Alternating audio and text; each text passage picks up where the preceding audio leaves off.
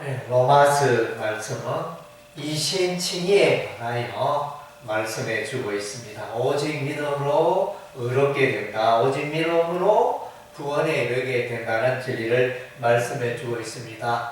로마서 1장은 앞부분에 이제 복음의 주인공이신 예수님을 소개해 주고 있으며 또 복음으로 죄인이 의롭게 된다. 복음의 소중함을 말씀해 주고 있습니다. 그리고 이제 1장 후반부에는 이제 보통 사람들, 이방 사람들의 죄를 열거하고 있고 로마서 2장에는 유대인들의 죄를 말해주고 있습니다. 유대인들은 율법을 가지고 있으면서도 율법에 대한 지식이 많이 있음에도 불구하고 이제 율법의 말씀대로 행하지 않고 죄 가운데 살았다. 그래서 로마서 3장 앞부분에 보면 유대인이나 이방인이나 다 하나님 앞에 죄인이다. 그래서 로마서 3장 23절에 모든 사람이 죄를 범하였음에 하나님의 영광이 못하더니 이렇게 결론을 내리고 있습니다.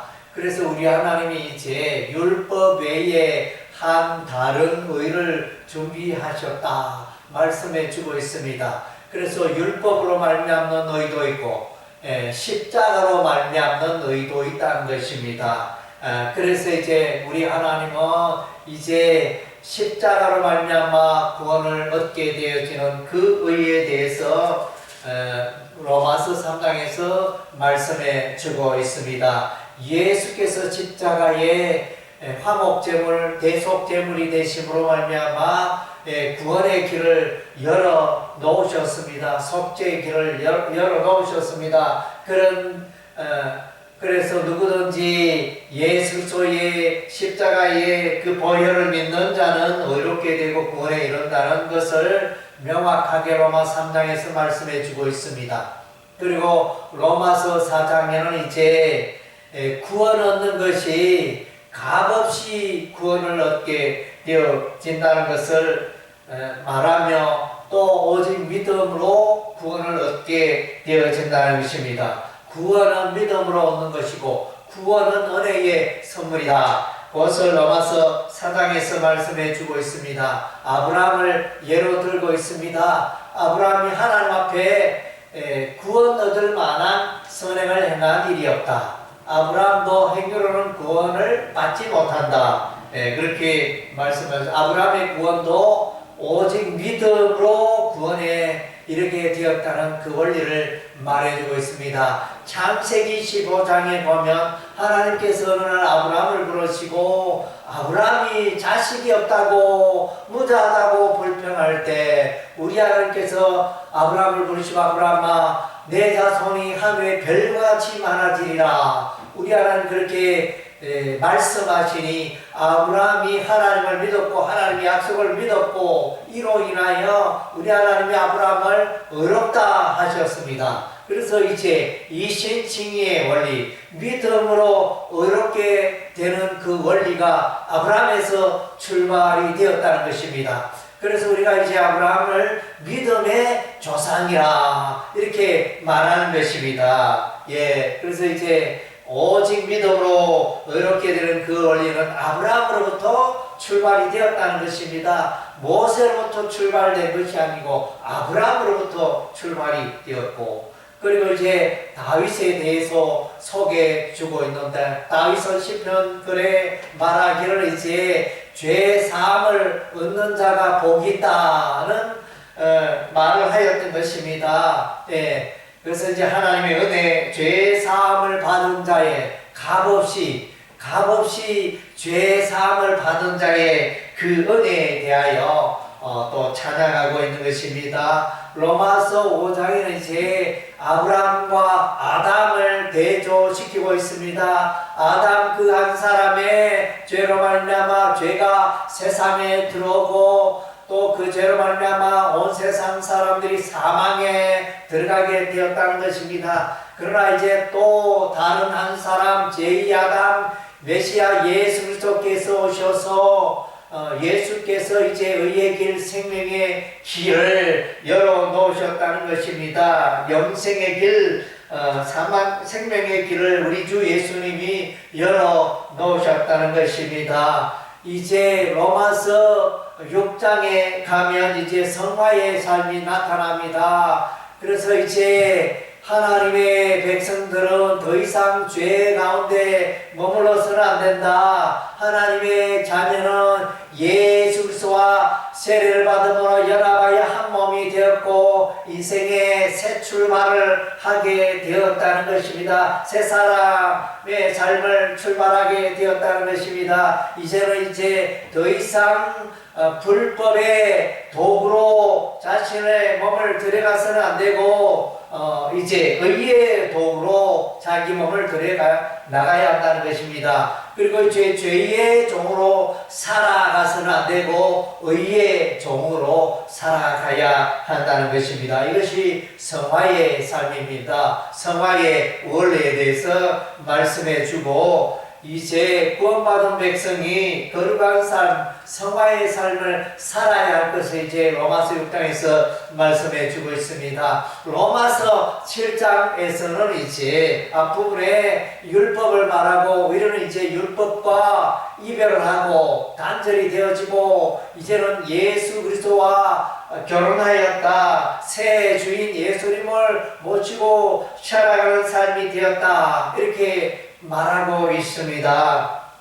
그리고 이제 후반부에는 이제 바울이 죄로 말미암아 갈등을 하게 되어지는데 죄를 예수 믿고 난 이후에 죄를 이기려고 무던히 노력했지만은 죄를 이기지 못하고 자꾸 넘어진다 이렇게 고백을 했습니다. 바울은 이제 내 안에 죄의 법도 있고 내 안에 하나님을 또 사모하는 그 법도 있다. 그래서 하나님의 법이 역사하고 죄의 법도 역사하고 그래서 이제 그리스도인들이 하나님의 자녀들이 세상 살아갈 때 죄의 영향을 받기도 하고 성령의 인도함을 받기도 하고 그런 삶들이 이제 반복됨을 말씀해 주고 있습니다. 그래서 바울은 말합니다. 오라 나는 공고한 사람이라 이 사망에서 누가 나를 건져내라. 내가 무던히 내 노력과 의지로 죄악을 이기려고 노력했지만 여전히 내가 이길 수 없도다. 여전히 자꾸 죄 가운데 넘어지는도다. 이렇게 자신의 형편을 성화의 과정 가운데 자신의 부족함을 이렇게 말하고 있는 것입니다. 그래서 이제 이 고백은 바울이 예수 믿기 전에 그 삶을 말하는 것이 아니고 사도 바울이 예수 믿고 난 이후에 그런 삶의 체험을 말해주고 있는 것입니다. 도움이 필요하다는 것입니다. 그래서 이제 우리는 여기서 많은 사람들이 헷갈립니다. 예수 믿으면 죄인에서 의인이 되었는데 어떻게 이와 같이 죄와 더불어 실험하며 갈등하느냐 이렇게 생각을 합니다. 우리가 신분적으로는 위치적으로는 우리가 의롭다 함을 일컬음을 받으시고 하나님께서 우리를 의인으로 받아주시고 하나님의 자녀로 받아주십니다. 그러나 실제 그리스도인의 삶은 이제 온전히 거룩하고 죄를 짓지 않고 완벽하게 이렇게 거룩하게 사느냐 그것은 이제 별개의 문제라는 것입니다. 그래서 우리는 인간이기 때문에 육신의 몸을 입고 있기 때문에 천국 가는 그날까지는 우리가 이제 죄와 더불어 싸워야 하는 것입니다. 죄의 영향력이 계속 이제 우리 가운데 맴돌기 때문에 그래서 이제 베드로는 말합니다. 사단 마귀가 오는 사자와 같이 삼킬 돌아다니며 삼킬 자를 찾는다 그랬습니다. 그래서 이제 에베소서 6장에는 이를 영적 전쟁이라 하나님의 전신갑주를 입으라 이렇게 말씀하고 있습니다. 그래서 갈라디아서는 이를 이제 너희가 육신의 소욕을 좇지 말고 성령의 소욕을 좇으라 이렇게 말씀하는 이유가 바로 여기에 있습니다. 육신의 소욕 따라 살아가면 죄 가운데 넘어지지만은 성령의 이끄심과 성령의 그 소욕대로 살아가면 우리가 의롭고 거룩한 삶을 살게 된다는 그 원리를 이제 말씀해 주고 있습니다. 로마서 8장에 들어가면 이제 성령장입니다. 성령 하나님은 이제 그의 백성들에게 그리스도인의 마음속에 내주하신다 그랬습니다. 하나님이 여러분의 마음속에 거주하신다. 이것은 참으로 어마어마한 그 원리요, 어마어마한 하나님의 비밀이요, 어마어마한 하나님의 축복이라는 것입니다. 여러분 안에 하나님이 계신다는 것입니다. 그래서 이제 성령 하나님이 믿는 자의 살 가운데 거하신다는 것입니다. 그래서 성령을 그리스도의 영이나 예수의 영이라 이렇게 말하는 것입니다. 성령께서 이제 그의 백성을 인도하신다 그랬습니다. 성령께서 그의 백성이 죄 가운데 넘어지지 않도록 또 기도하신다 그랬습니다. 그래서 우리는 이제 성령으로 말미암아 승리의 노래를 부르게 되어집니다. 성령을 의지하지 않는 사도 바울은 로마서 7장 9반부에서 오라 나는 공고한 자로다 이 사망의 몸에서 누가 나를 건져내라 실패의 고백을 했지 좌절의 고백을 했지만은 이제 로마서 8장에서는 이제 구원을 노래합니다. 누가 우리를 대적하리요 누가 능히 하나님께서 택하신 자들을 고발하리요 누가 정죄하리요 누가 우리를 그리스도의 사랑에서 끊으리요 38절에 내가 확신하노니 사망이나 생명이나 천사들이나 권세자들이나 현재이나 장래이나 능력이나 높음이나 깊음이나 다른 어떤 피조물이나 우리를 우리 주 그리스도 예수 안에 있는 하나님의 사랑에서 끊을 수 없느니라. 그래서 하나님의 구원은 성령의 인치심으로 말미암아 우리에게 주어진 그 구원은 영원하고 확실하다는 것입니다. 승리의 교회는 마침내 사단마귀 물리치고 죄악을 물리치고 승리의 노래를 부르게 된다는 것입니다. 오늘 이제 드디어 이제 로마서 9장입니다. 그 이제 교리에 관한 내용을 로마서 1장에서 로마서 8장까지 그 구원의 교리에 대해서 거의 다 설명이 되었습니다. 그러면 이제 9장과 10장과 11장, 로마서 9장과 10장과 11장은 무엇에 대해서 말해주고 있는가? 그것은 이제 이스라엘 백성들과 이방인들을 비교하면서 그래서 이제 그들의 이스라엘의 구원은 어떻게 되며 또 이방인들의 구원은 어떻게 되는가 그것에 대하여 이제 답을 주고 있는 것입니다. 한마디로 요약하면 이방인이나 유대인이나 믿음으로 예수 그리스도의 십자가를 믿는 자는 구원에 이르지만 반면에 유대인이나 이방인이나 예수 그리스도의 십자가 그 복음의 의를 믿지 않는 자는 구원에 이르지 못한다는 것입니다. 그래서 이제 유대인들은 계속하여 십자가가 아니라 복음이 아니라 율법을 붙들고 행위의 믿음으로 말미암는 의를 얻으려고 노력하다가 마침내 구원에 이르지 못하게 되었다 이렇게 말하고 반면에 이방인 중에도 믿음으로 그들이 구원에 이르게 되었다는 것을 말씀해 주고 있습니다. 로마서 9장 앞부분에서는 이제 사도 바울이 이제 구원을 이스라엘의 구원을 혈육의 구원을 간절히 원한다고 고백하고 있습니다. 바울은 이방인의 사도로 아시아로 유럽으로 돌아다니며 주로 유대인들보다는 이제 이방인들을 중심으로 복음을 전파한 이방인의 사도였습니다. 그렇다고 해서 사도 바울이 골육 친척 이스라엘의 구원에 대해서 관심이 없다는 것 결단코 아니라는 것입니다. 이스라엘의 아브라함의 자손의 구원을 간절히 원하였다 말씀해 주고 있습니다. 그리고 나서는 이제 7절부터는 아브라함의 씨가 다 구원에 이르는 것은 아니라는 것이에요. 아브라함의 그 혈통을 이어받은 자가 다 구원에 이르는 것은 아니라는 것입니다. 그래서 이제 이것을 이제 아브라함의 씨 가운데도 육신의 자녀가 있고 약속의 자녀가 있다. 육신의 자녀는 이제 이스마엘도 육신의 자녀고 이삭도 육신의 자녀입니다. 애굽 여인 하갈과 결혼하여 아브라함이 이스마엘을 낳았습니다.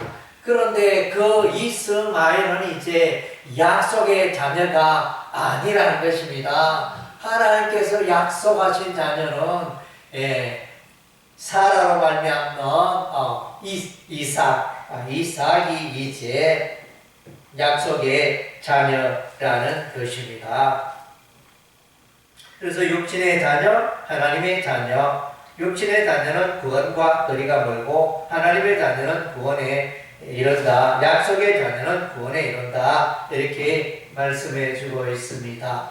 그리고 이제 두 번째 이삭과 리브가가 결혼하여 낳은 쌍둥이가 야곱과 예서입니다. 그래서 야곱과 예서는 이제 어머니도 같고 아버지도 같고 이렇게 한 부모에서 태어난 야곱과 예서였습니다.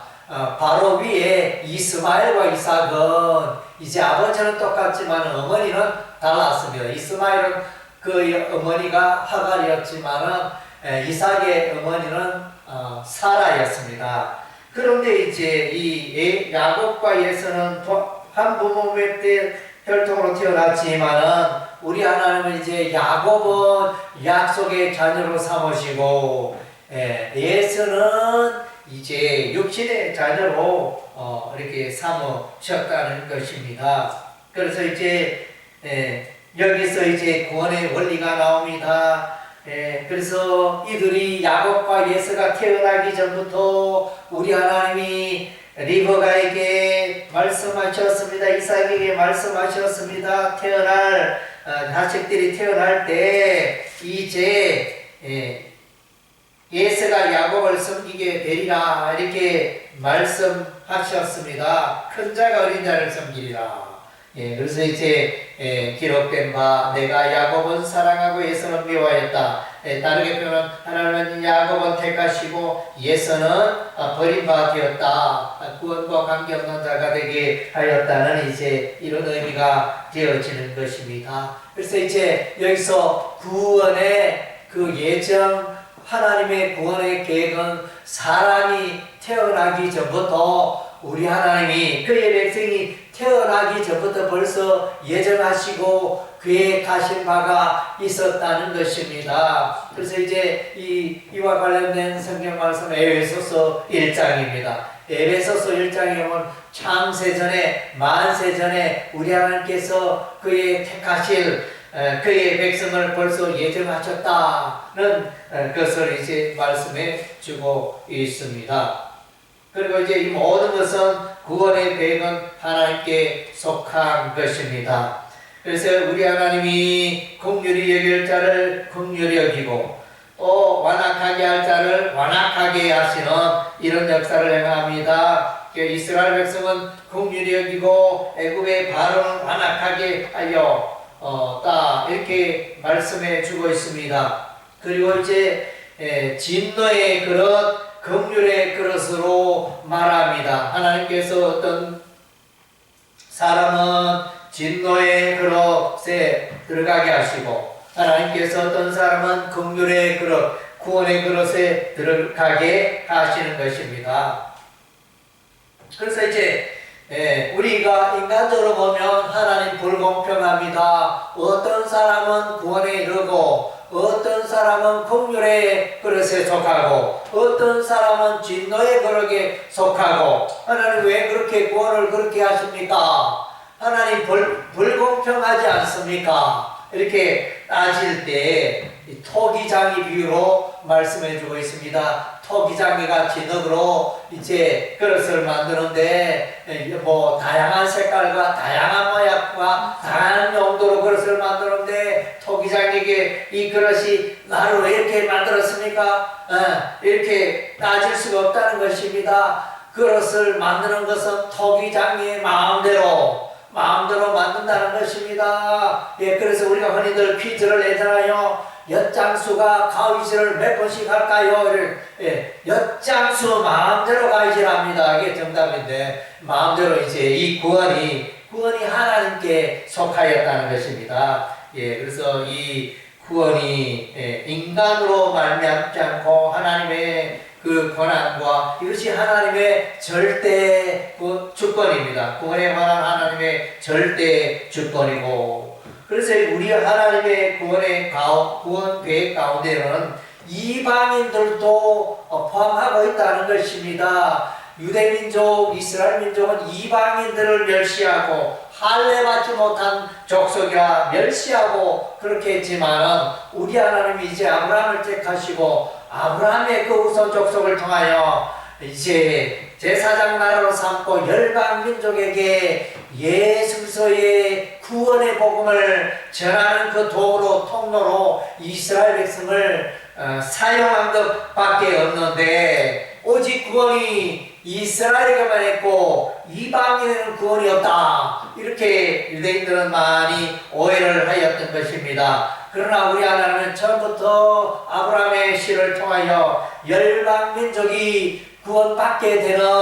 그 길을 열어 놓으셨습니다. 유대인들은 생각했습니다. 우리는 아브라함의 후손으로 우리는 할례를 받았기 때문에 구원의 자격이 있는데 이방인들은 할례도 행하지 아니하는데 어떻게 구원에 이를 수 있느냐.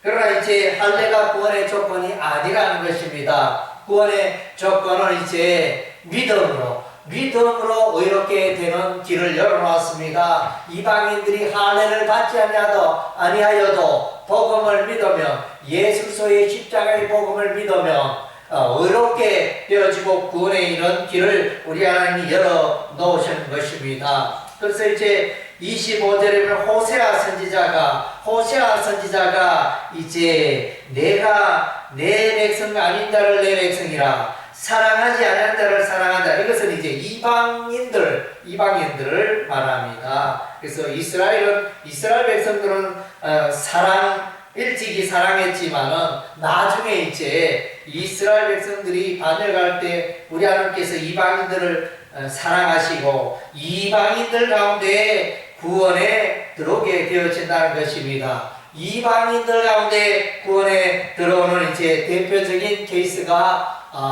그 룻기서에 나옵니다. 모압 여인 룻이 이제 메시아 예수 그리스도의 족보에 들어오는 일이 소개가 되어져 있고, 여호수아서에도 보면 기생나합이 이제 이방 족속 기생나합이 이제 구원에 들어오게 되어지는 그 사건이 소개되어져 있습니다. 그리고 이제 출애굽 여정에 보면 유월절 절기를 지키라 우리 하나님이 말씀하실 때 이 유월절 절기에도 보면 이제 이방인들도 동참하게 되어집니다. 할례 받은 이방인들이 이렇게 유월절 절기에 동참하는 이런 원리들을 통하여 이제 이방 족속이 구원받게 되면 이제 널리 우리 하나님께서 이제 말씀하고 계시는 것입니다. 그리고 이제 아브라함의 혈통 중에서도 이제 다 아브라함의 자손이라 해서 다 구원받는 게 아니고 남은 자만 구원을 받는다. 남은 자 사상이 나타납니다. 27절에 보니까 또 이사야가 이스라엘에 관하여 외치되 이스라엘 자손들의 수가 비록 바다의 모래 같을지라도 남은 자만 구원을 받으리니. 그래서 이제 이스라엘 자손들이 육신적으로 바다의 모래처럼 많지만은 그 많은 이스라엘 백성들이 다 구원받는 것이 아니고 그 가운데 이제 택한 백성이 있다는 것입니다. 그래서 이제 바벨론 포로로 왔던 이스라엘 백성들이 이제 예루살렘으로 돌아오게 되어집니다.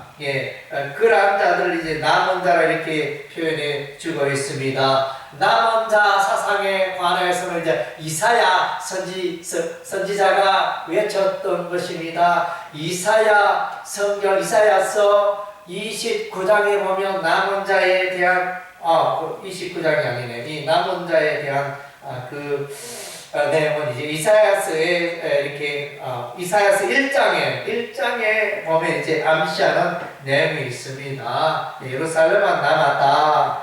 예루살렘만 이스라엘이 아수르 나라에 점령당하고 포위가 되어 예루살렘만 남았다.